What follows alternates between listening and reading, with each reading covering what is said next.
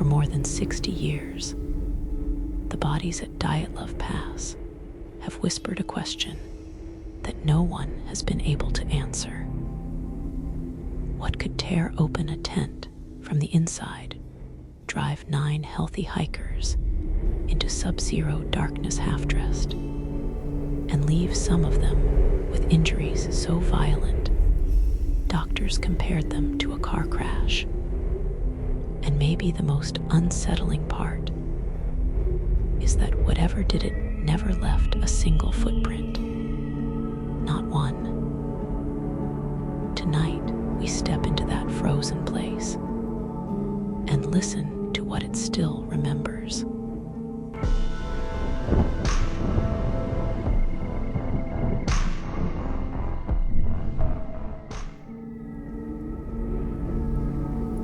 The Dyatlov group was experienced, tough, disciplined, people who did not scare easily.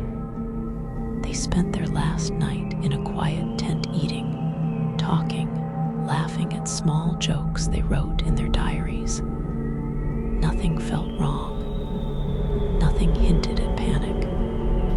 But sometime after midnight, something touched their tent. Not a branch. Not an avalanche. Something that pressed in with intention, as if it wanted them to know it was there. Whatever it was, it moved the air. Searchers later said the hikers spoke of the wind behaving strangely earlier that evening, like it was pushing in different directions at once. And then came the sound. A low, steady vibration, too deep to be wind, too smooth to be an animal. Whatever they heard was powerful enough to make every one of them slice open their only shelter and flee barefoot into a Siberian winter. In total darkness, when rescuers found the tent, it was still standing covered with a thin layer of snow, as if the night had tried to bury the truth. But the cuts in the canvas told a different story. They were clean, deliberate, made from the inside. Around the tent, there were no other tracks except the hikers. No drag marks, no signs of a struggle, no intruder footprints, just a quiet, perfect circle of untouched snow that looked almost staged. The hikers' own footprints were calm, almost measured, as if they weren't running away from something, but being led toward it. They found the first 2 bodies beneath a cedar tree, frozen stiff, hands burned and scratched, their skin torn as if they'd grabbed the tree with desperate strength, trying to climb higher to get away from something below. Investigators found radiation on their clothing, a detail that never fit any natural explanation. But the strangest evidence was yet to be found. 4 more bodies in a ravine buried under snow for months. When they were uncovered, searchers stopped speaking. There were no external injuries, no cuts, no gashes, not even heavy bruising.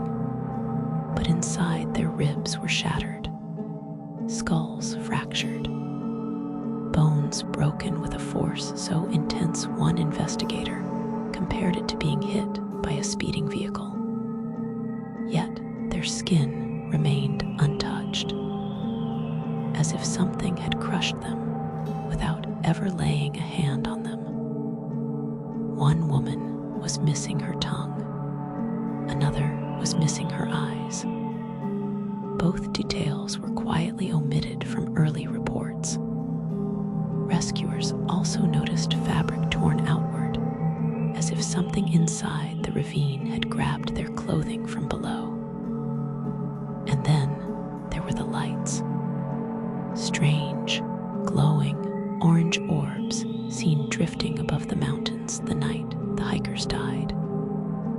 Locals had a name for those lights, the Watchers. For years afterward, the area around the ravine became known as the Forbidden Zone. Animals avoided it. Compasses spun in circles. Search parties grew uneasy after sunset. Some reported hearing whispers carried on the wind. One soldier said that at night, the wind didn't sound like wind. It sounded like breathing. Slow, patient, close. People have tried to explain Dyatlov for decades. Avalanche, infrasound, paradoxical undressing, secret military tests. But none of those fit. Not the radiation, not the missing tongue, not the bone-crushing injuries with no external trauma, not the calm footprints, not the lights moving silently above the tree line. Some believe the hikers confronted something non-human of force that can crush a body without leaving a mark, something that moves without touching the ground, something that mimics footsteps to lure people away from safety. Others say the group wandered into a thin place, a spot where the world bends, and lets something else bleed through. The mountain where they died has a name in the Mansi language. It means do not go there. And to this day, whatever happened on that frozen slope has never happened again. Not in the same way. Not with the same precision. As if the mountain was satisfied. But if the Watchers were real, and they drifted over the sky that night, the question becomes something far more unsettling. Were the hikers running from something or being led toward it? If you want to step deeper into the strange, the unexplained, and the stories the world tries to forget, subscribe to Moonlit Archives and stay with us as we explore the next mystery waiting in the dark. Some mountains don't stay silent forever.